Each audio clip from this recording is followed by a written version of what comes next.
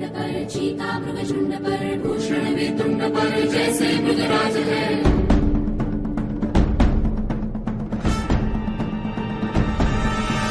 तेजतम अंश पर, कन्नजनी कंस पर, धूमलिच्छ वंश पर,